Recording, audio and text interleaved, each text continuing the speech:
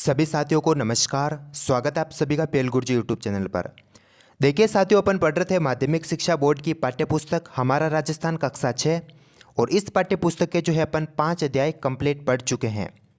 आज अपन इस वीडियो के माध्यम से इसका अध्याय नंबर 6 पढ़ेंगे, जिसका नाम है राजस्थान का भौतिक स्वरूप। और इस अध्याय के अंदर अपन सीखेंगे कि राजस्थान को कितने भौतिक स्वरूपों में बांटा गया है, यानी कह सकते हैं कि कितने भौतिक प्रदेशों में बांटा गया है, इनकी क्या क्या विशेषता है, और साथ में अपन पढ़ेंगे राजस्थान की जलवायु के बारे में।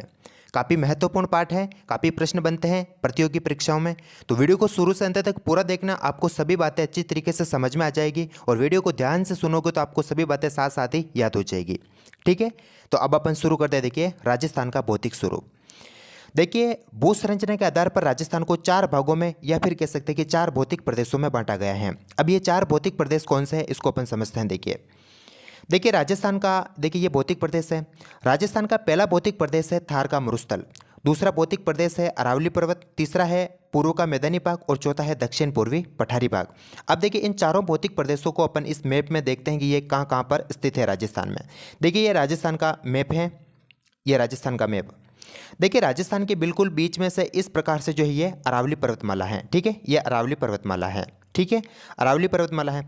अब देखिए ये राजस्थान में अरावली पर्वतमाला और ये राजस्थान की जो ये पश्चिमी सीमा है, इसके बीच में जो ये क्षेत्र दिखाई दे रहा है आपको, ये है थार का मरुस्थल। ठीक है, तो थार का मरुस्थल राजस्थान के पश्चिम में स्थित है, इसी कारण इसको पश्चिम का थार का मरुस्थल कहते हैं। क्लियर बात। और बीच में है अरावली पर्वतमाला। अब देखिए राजस्थान के ये है देखिए दक्षिणी भाग और ये है पूर्वी भाग। तो दक्षिण पूर्वी भाग में यहाँ पर देखिए ये इसको कहते हैं दक्षिण पूर्वी पठार, जिसको हाड़ौती के पठार के नाम से भी जाना जाता है। तो ये देखिए हाड़ौती का पठार है राजस्थान के दक्षिण पूर्वी भाग में। अब देखिए ये जो हाड़ौती का पठार है यानी दक्षिण पूर्वी पठार है, ये दक्षिण पूर्वी पठार और ये है अरावली पर्वतमाला, इसके बीच में जो ये क्षेत्र दिखाई दे रहा है आपको, ये है पूर्व का मैदान। तो इस प्रकार राजस्थान को भू संरचना के आधार पर 4 भौतिक प्रदेशों में बांटा गया है। पहला भौतिक प्रदेश है पश्चिम का थार का मरुस्थल, दूसरा भौतिक प्रदेश है अरावली पर्वतीय प्रदेश, तीसरा भौतिक प्रदेश है पूर्व का मैदानी भाग और चौथा भौतिक प्रदेश है दक्षिण पूर्वी पठारी भाग। तो ये चारों भाग आपको समझ में आ गए होंगे और इनकी पोजीशन कहाँ है राजस्थान के मैप में, ये भी आपको समझ में आ गई होगी। अब देखिए इन चारों भौतिक प्रदेशों में कितने कितने जिले आते हैं, कितना इनका क्षेत्रफल है और कितनी जनसंख्या निवास करती हैं, इसको अपन समझते हैं। देखिए इन सभी बातों को मैंने इस टेबल के माध्यम से समझाने की कोशिश की है ताकि आपको सभी बातें जो है वो आसानी से याद हो और आपको जल्दी याद हो। ठीक है, देखिए सबसे पहला भौतिक प्रदेश है थार का मरुस्थल। इस थार के मरुस्थल में राजस्थान के 12 जिले आते हैं और ये राजस्थान के 61% क्षेत्रफल पर फैला हुआ है और इसमें राजस्थान की 40% जनसंख्या निवास करती है। तो ये डेटा आपको याद रखने हैं सभी के सभी कि इसमें 12 जिले आते हैं, 61% जनसंख्या 61% क्षेत्रफल पर फैला हुआ है ये राजस्थान के अंदर और ये 40% जनसंख्या इसमें निवास करती है। दूसरा भौतिक प्रदेश है अरावली पर्वत। इसमें राजस्थान के 7 जिले आते हैं, ये राजस्थान के 9% क्षेत्रफल पर फैला हुआ है और ये इसमें राजस्थान की 10% जनसंख्या निवास करती है। पूर्व का मैदानी भाग, इसमें राजस्थान के 10 जिले आते हैं, 23% इसका क्षेत्रफल है राजस्थान का और 40% यहाँ पर जनसंख्या निवास करती है। ठीक है, अब देखिए दक्षिण पूर्वी पठारी प्रदेश। इस दक्षिण पूर्वी पठार के अंदर राजस्थान के 4 जिले आते हैं और 7% यहाँ का क्षेत्रफल है, यानी राजस्थान के क्षेत्रफल के 7% क्षेत्रफल पर ये जो दक्षिण पूर्वी पठार फैला हुआ है और इसमें राजस्थान की 11% जनसंख्या निवास करती है। ठीक है, तो इन चारों प्रदेशों के नाम, ये कहाँ कहाँ पर स्थित है राजस्थान में, इनमें कितने कितने जिले आते हैं, कितना इनका क्षेत्रफल है और कितनी इसमें जनसंख्या निवास करती हैं। तो ये सारे के सारे डेटा आपको जब इस टेबल को आप याद करोगे तो आप सभी के सभी याद हो जाएंगे आपको। ठीक है, अब देखिए इन चारों जो ये भौतिक प्रदेश है, अब इनकी कुछ महत्वपूर्ण विशेषता क्या है जो कि आपके कक्षा 6 की पाठ्यपुस्तक के अंदर दे रखी है, उन विशेषताओं को अपन पढ़ते हैं। काफ़ी महत्वपूर्ण विशेषताएं, इनसे प्रश्न बनते हैं। देखिए सबसे पहले अपन थार के मरुस्थल की विशेषता के बारे में समझते हैं।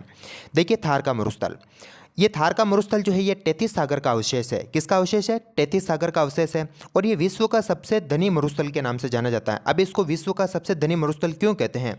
देखिए विश्व के अन्य मरुस्थलों की तुलना में थार के मरुस्थल में जो है वो सर्वाधिक जनघनत्व है, सर्वाधिक जैव विविधता है, सर्वाधिक पशु घनत्व, सर्वाधिक वनस्पति, सर्वाधिक वर्षा, सर्वाधिक कृषि और सर्वाधिक खनिज विविधता और सर्वाधिक सिंचाई के साधन उपस्थित है। इसी कारण थार के मरुस्थल को जो है वो विश्व के अन्य मरुस्थलों की तुलना में सबसे धनी मरुस्थल कहा गया है, क्योंकि यहाँ पर ये इतनी चीज़ें जो है वो सर्वाधिक मात्रा में पाई जाती है, जबकि विश्व के अन्य मरुस्थल है उनमें जो है ये सारी की सारी चीज़ें नहीं हैं। इसी कारण थार के मरुस्थल को विश्व का सबसे धनी मरुस्थल कहा गया है। क्लियर बात।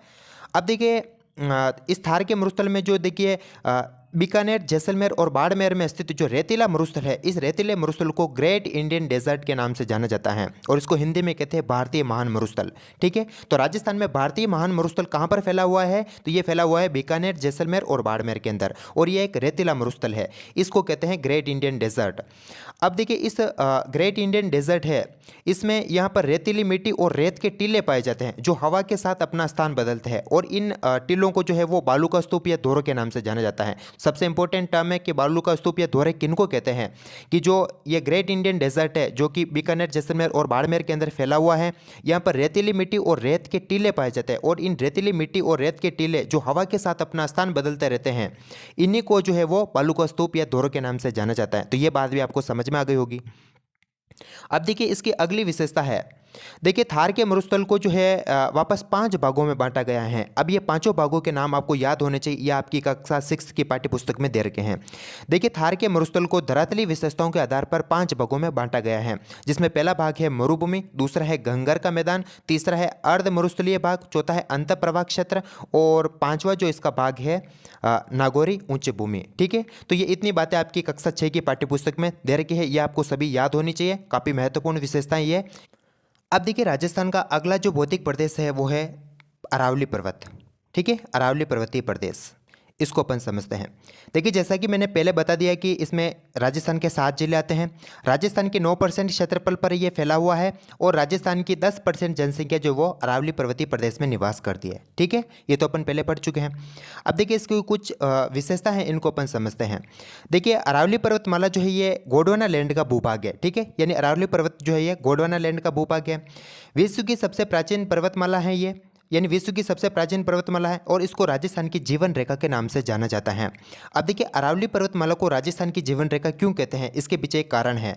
देखिए अरावली पर्वतमाला क्या करती है कि बंगाल की खाड़ी शाखा मानसून को रोककर पूर्वी और दक्षिणी राजस्थान में वर्षा करती है।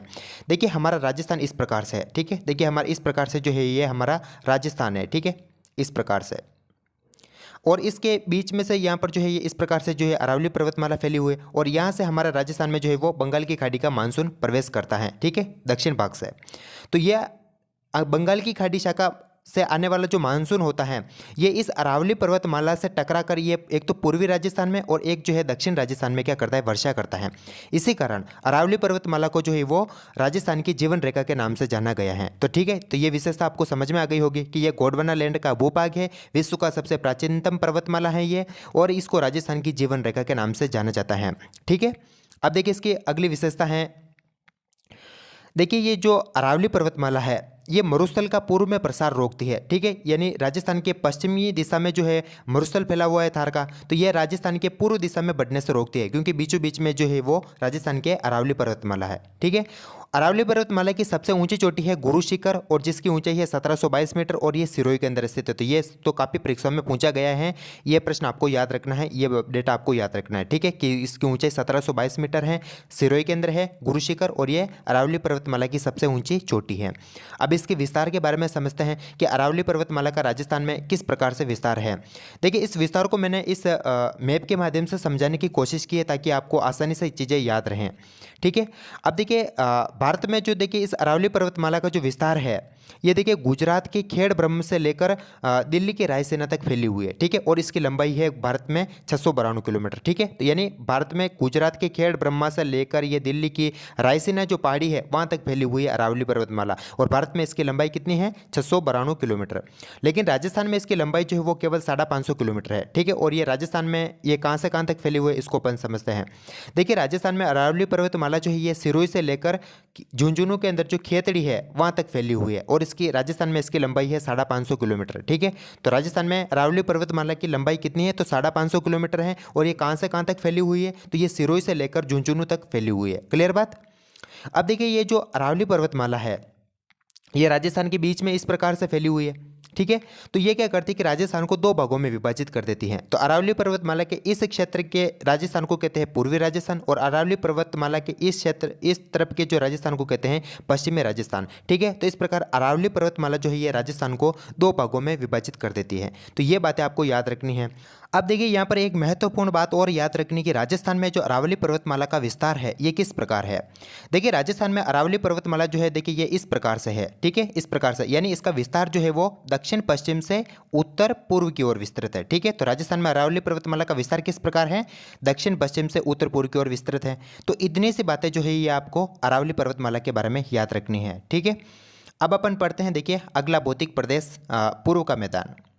देखिए पूर्व का मैदान, इस पूर्व के मैदान के बारे में अपन बेसिक चीज़ें तो पढ़ ही चुके हैं पहले कि इसमें राजस्थान के 10 जिले शामिल हैं और इसमें राजस्थान के 23% भूभाग पर यह फैला हुआ है और इसमें राजस्थान की 40% जनसंख्या जो यहाँ पर निवास करती है। ये बातें अपन पढ़ चुके हैं। अब इसके बारे में कुछ बेसिक चीज़ें सीखते हैं। देखिए राजस्थान में ये जो पूर्व का मैदानी प्रदेश है ये चंबल, बनास, बाणगंगा व उसकी सहायक नदियों के द्वारा निर्मित मैदान है, यानी ये गंगा के मैदान का ही प्रभाव क्षेत्र है। चूँकि ये देखिए ये इस मैदान का जो निर्माण हुआ है वो चंबल, बनास और बाणगंगा और उसकी सहायक नदियों के द्वारा हुआ है। इसी कारण यहाँ पर जो है अत्यधिक उपजाऊ मिट्टी पाई जाती है। तो ये सर्वाधिक उपजाऊ जो प्रदेश कहलाता है राजस्थान का, तो यहाँ पर सर्वाधिक उपजाऊ मृदा पाई जाती है। और यहाँ पर देखिए सर्वाधिक जो है जनघनत्व वाला क्षेत्र है, क्योंकि देखिए इस प्रदेश का जो क्षेत्रफल है वो 23% है, लेकिन यहाँ पर राजस्थान की 40% जनसंख्या निवास करती है। इस प्रकार जनसंख्या तो ज़्यादा है लेकिन क्षेत्रफल इसका कम है, इसी कारण यहाँ पर सर्वाधिक जनसंख्या घनत्व है। तो ठीक है, तो ये दो बातें आपको याद रखनी कि ये सर्वाधिक उपजाऊ प्रदेश है और सर्वाधिक जनसंख्या घनत्व वाला प्रदेश है। ठीक है, अब देखिए इसमें एक शब्द आता है बीहड़। क्या होते हैं, देखिए बीहड़ को जो है स्थानीय भाषा में डांग या उत्खात भूमि के नाम से भी जाने जाते हैं। अब ये क्या होते हैं, कहाँ पर पाए जाते हैं, इसके बारे में अपन समझते हैं। देखिए चंबल नदी के अवनाली अपर्दन के कारण कोटा से धौलपुर तक का अत्यधिक उबड़ खाबड़ जो क्षेत्र है उसको बीहड़ के नाम से जाना जाता है, और ये पाया जाता है कोटा से धौलपुर तक जो चंबल बेसिन है वहाँ पर पाया जाता है। और ये किसके कारण बनता है, तो ये चंबल नदी के अवनाली अपर्दन के कारण बनता है। तो ये बातें आपको याद रखनी है। देखिए अगला एक शब्द है छप्पन का मैदान। इसके बारे में भी काफ़ी परीक्षाओं में प्रश्न पूछा गया है।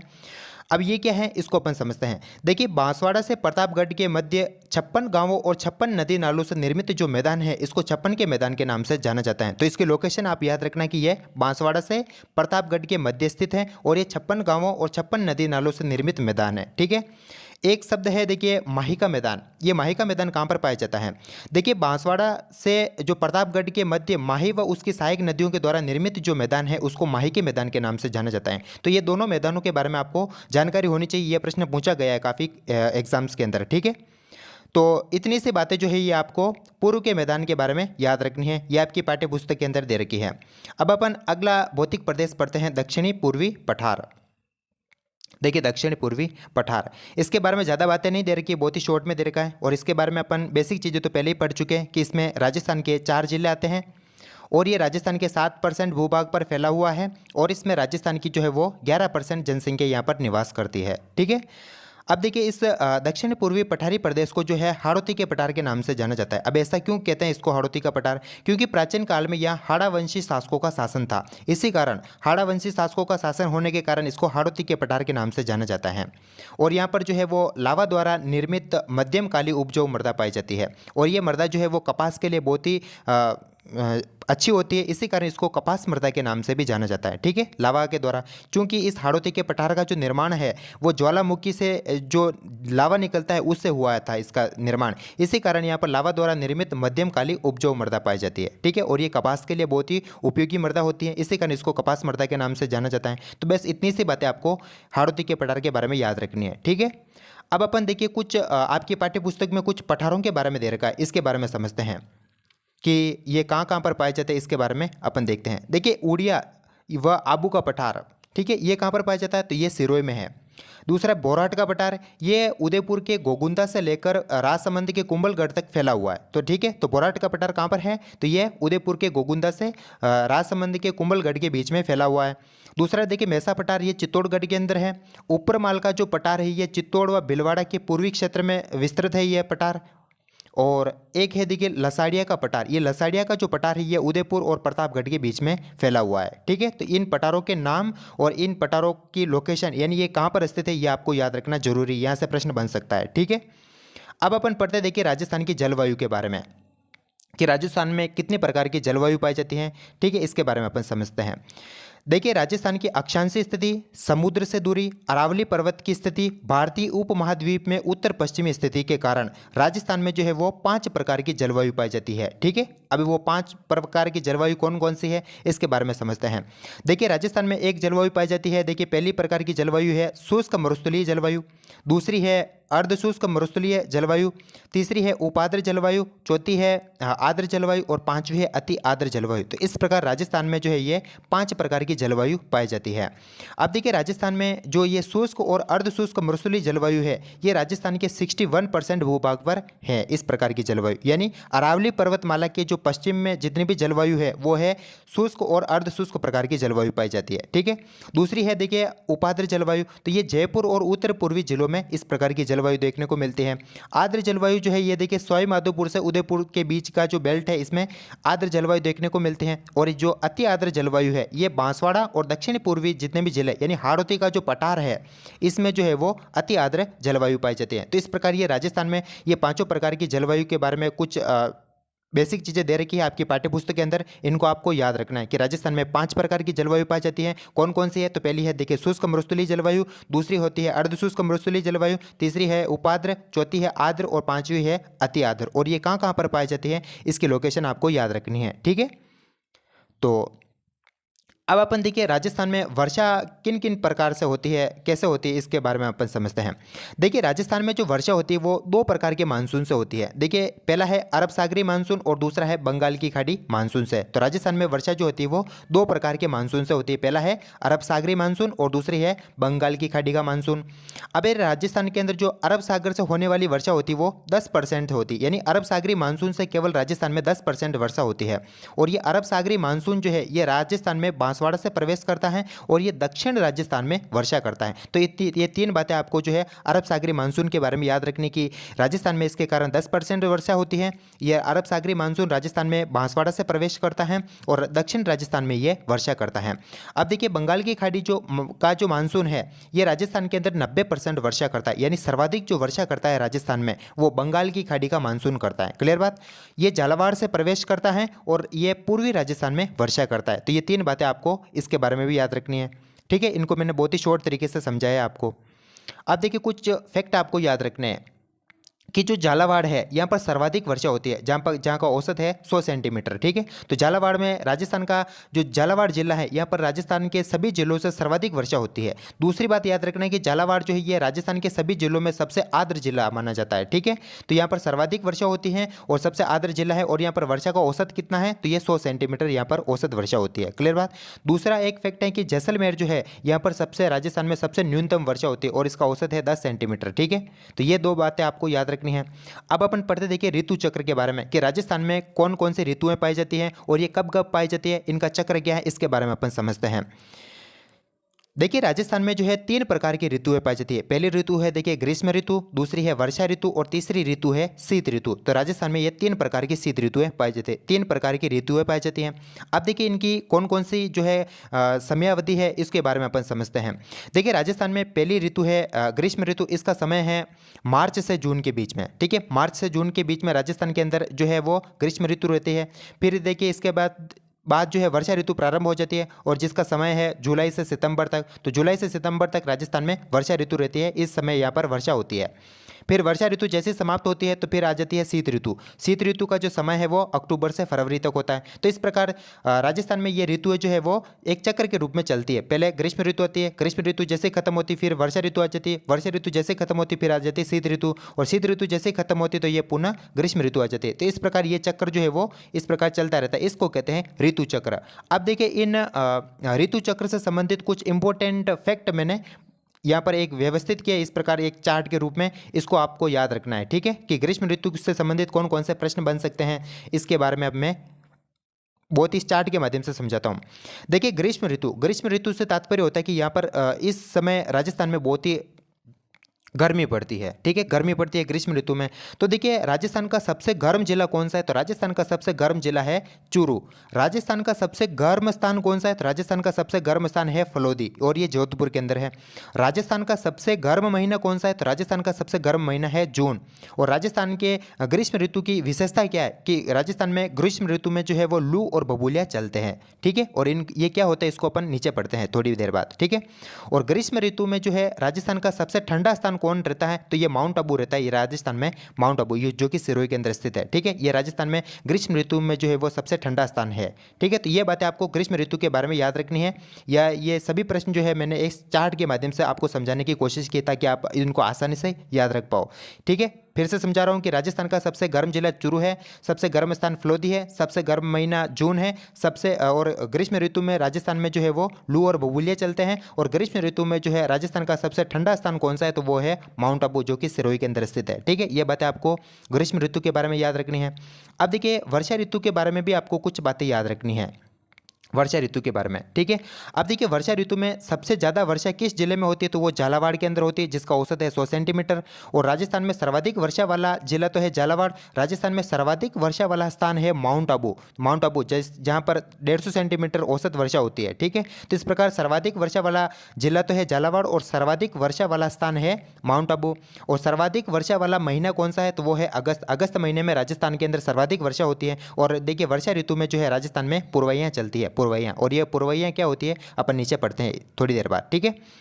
अब देखिए इसी प्रकार जो है आपको शीत ऋतु के बारे में भी कुछ फैक्ट याद रखना है, ठीक है। कि राजस्थान में सबसे ज़्यादा ठंड किस जिले में पड़ती है, तो वो चूरू में पड़ती है, ठीक है। और सबसे ठंडा स्थान कौन सा है राजस्थान में शीत ऋतु में, तो वो है माउंट आबू। यानी माउंट आबू में शीत ऋतु में सबसे ज़्यादा ठंड पड़ती है।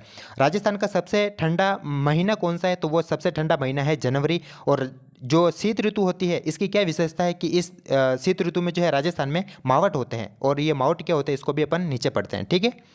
तो ये विशेषता आपको याद रखनी है। और इस ऋतु चक्र के बारे में जितने भी प्रश्न बन सकते हैं मैंने इस फ्लो चार्ट के माध्यम से समझाए। और इसको याद रख के आप काफ़ी प्रश्नों के उत्तर आप आसानी से दे सकते हो, ठीक है। तो राजस्थान में 3 ऋतुएं पाई जाती है, ग्रीष्म ऋतु, वर्षा ऋतु और शीत ऋतु। और इनसे संबंधित कालानुक्रम क्या है और इनसे संबंधित क्या क्या फैक्ट है ये मैंने बहुत अच्छी तरीके से आपको समझा दिए हैं, ठीक है। अब अपन देखिए कुछ टर्म्स से संबंधित अपन बातें करते हैं।